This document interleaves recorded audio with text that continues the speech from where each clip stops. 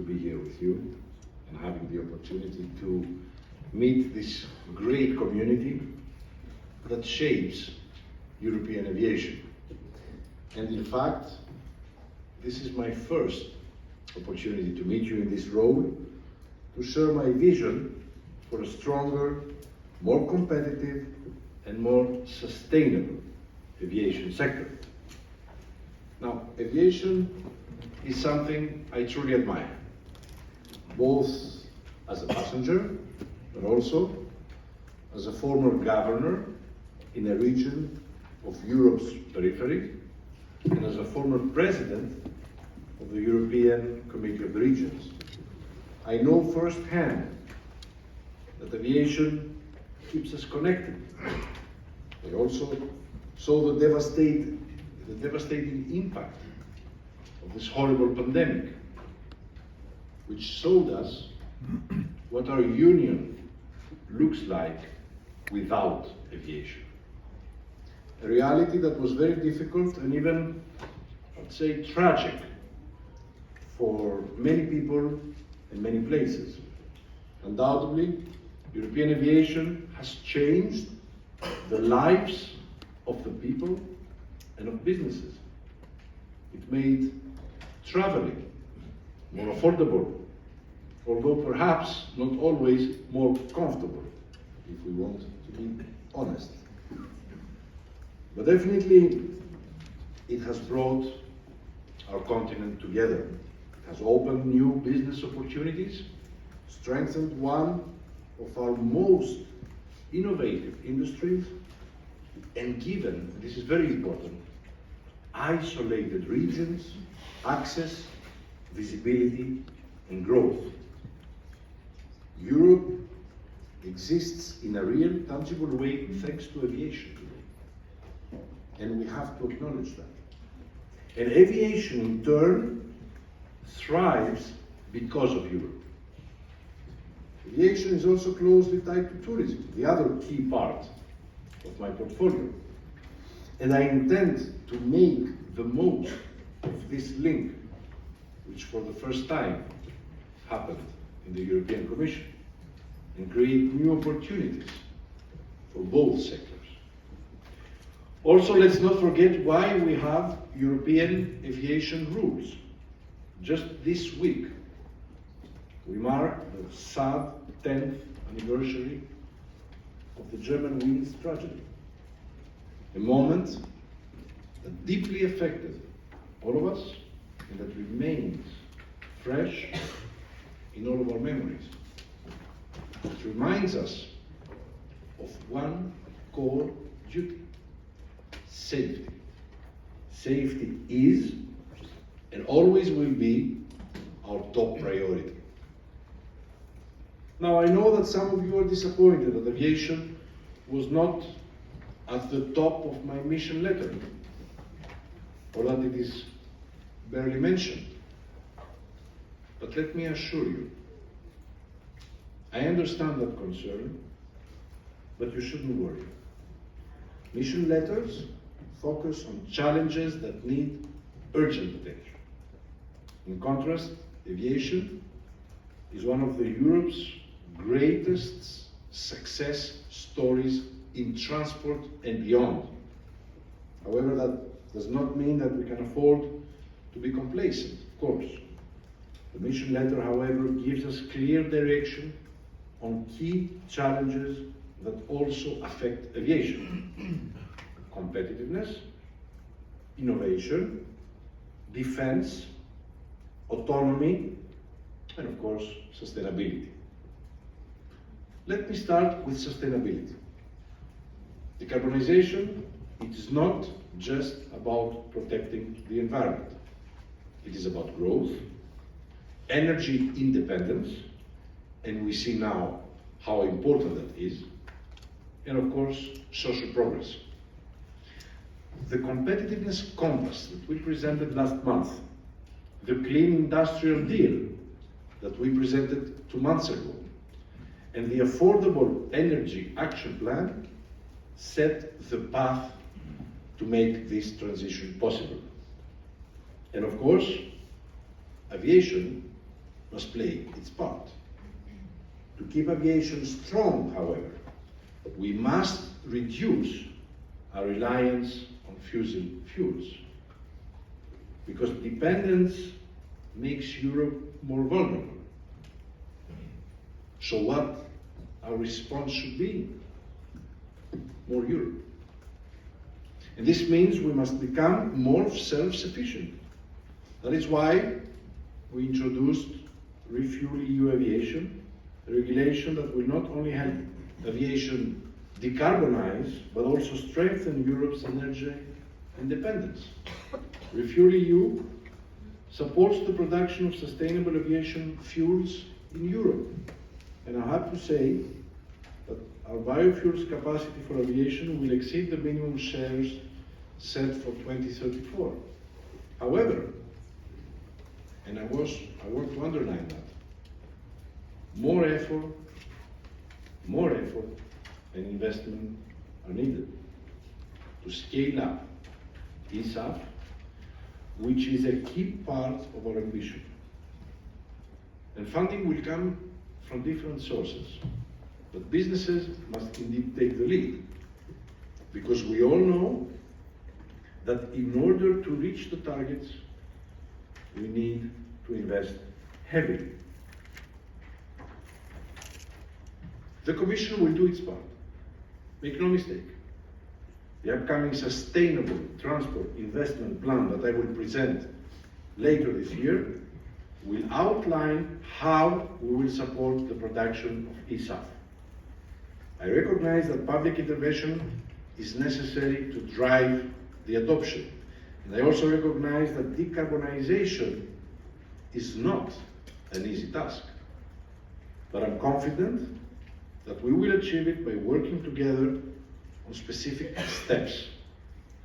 Airlines must increase their SAF use and invest in fuel-efficient aircraft. First movers must take risks, promote ESAF, and support initiatives like the flight emissions label. Fossil fuel producers must invest in scaling up the SAF production.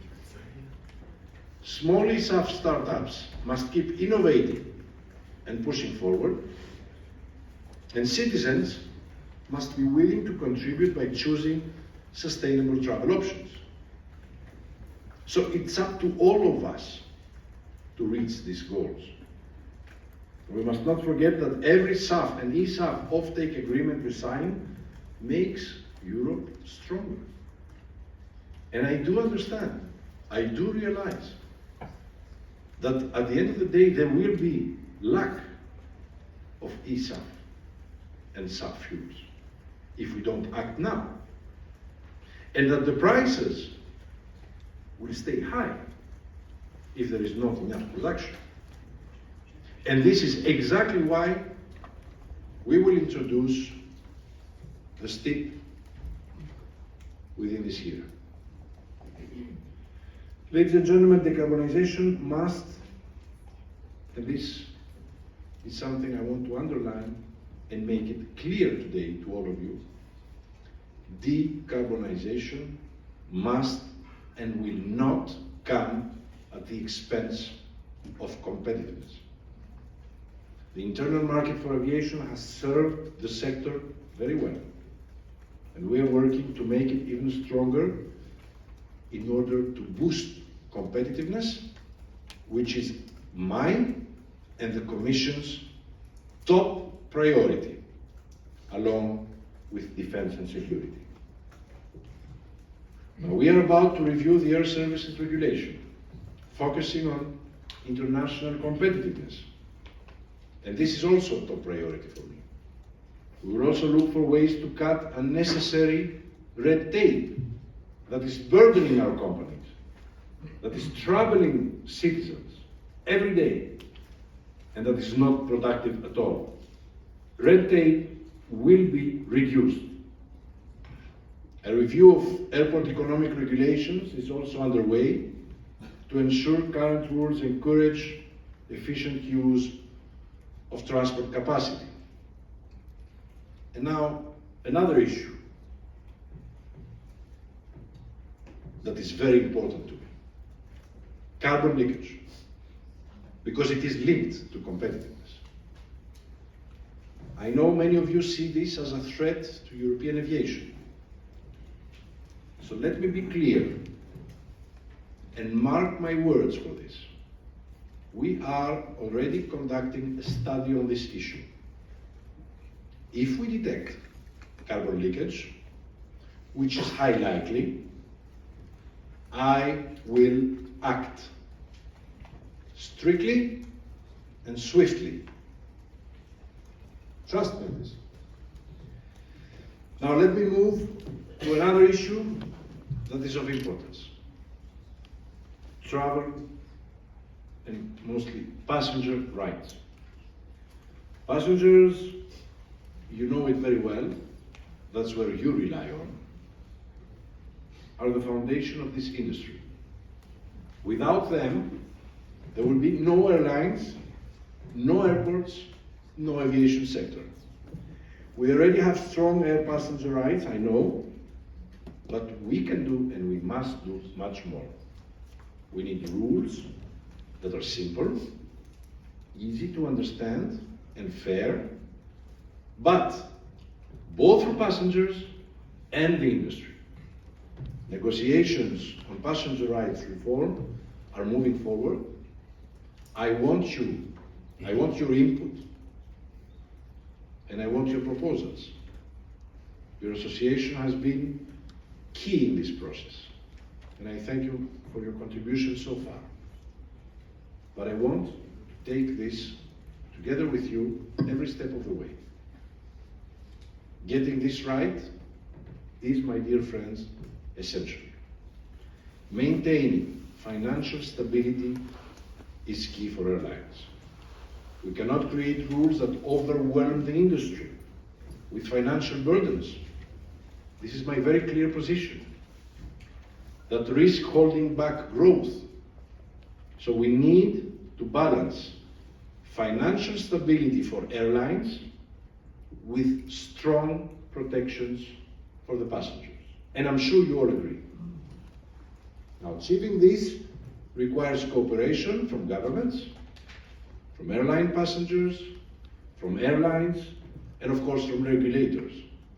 So I also urge airlines to keep working towards an ambitious common standard for cabin luggage allowances. This is an issue that directly affects passengers, and I personally care about this issue very much. I know an agreement is within reach, and I already asked the CEOs that we met earlier this morning to step up this procedure and reach an agreement soon. So let's do it. Let's reach this agreement so that we can move forward. Ladies and gentlemen, we are not alone in shaping the future of aviation. We can count on EASA, the world's most respected aviation agency, setting common rules that keep our skies safe and promote the latest technological advancements for competitive and clean aviation. We can also count on CESAR, leading in innovation for air traffic management. European airspace today is safe to fly, but capacity simply does not match demand, especially during the summer. The EU is a world leader in innovation for air traffic management, but we have to keep up pushing to make European skies more flexible, less fragmented, and more sustainable. CESAR solutions are in use today in North America, in Asia, in Africa. But in Europe, we are too slow in using our own innovations. So I welcome CESAR's 2025 ATM Master Plan and its definition of the new service model, which will lead to gains in safety, efficiency, and sustainability. Meanwhile, The EU remains the global leader in research and innovation for sustainable aircraft technology. The European aeronautics sector is developing ultra-efficient engines that are 100% compliant with SAF. And finally, ladies and gentlemen, let's look beyond Europe to ICAO. We are currently in a race against time, and winning will require strong teamwork. Let me explain. Decarbonization is indeed a global challenge. Europe is not the only dependence on energy imports. SAF can help us all become more energy independent and boost innovation in green technology. It is our mission to remind our partners and friends of these benefits. And though we know that, we also know that through a joint EU-ICAO program, ACT-SAF, we are doing more than just reminding. We are ensuring that the benefits of decarbonization reach the entire global community, not just the privileged few. So our focus at the next ICAO assembly will be on further strengthening CORSIA. This is the global solution to our global challenge. The world is moving fast. Those who hesitate today will be left behind tomorrow. Distinguished guests, ladies and gentlemen, aviation has given Europe so much by connecting people, businesses, and our economies. It has helped our union live up to its founding principles and core values of freedom, unity, and equality. But our journey is just beginning. And I want to be very clear. I'm here 3 months now as the new Commissioner for Sustainable Transport and Tourism. And I want to assure you that throughout this 5 years mandate and the critical decisions that we have ahead of us, I want you to consider me your ally. And I want to be able to consider you my allies.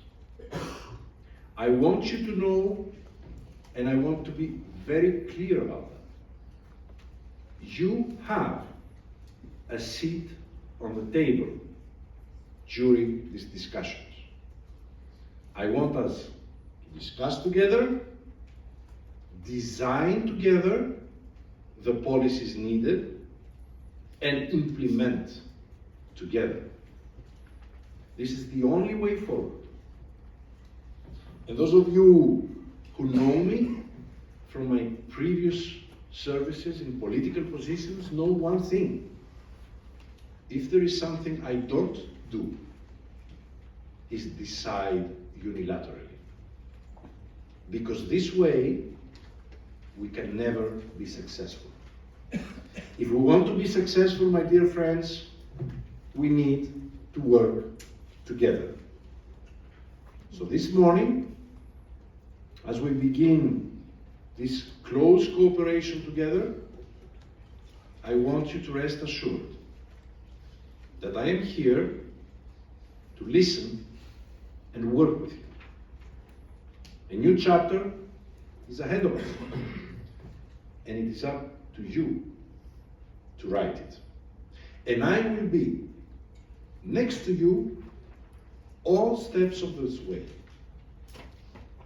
You know that the world is watching, and your success will be Europe's success.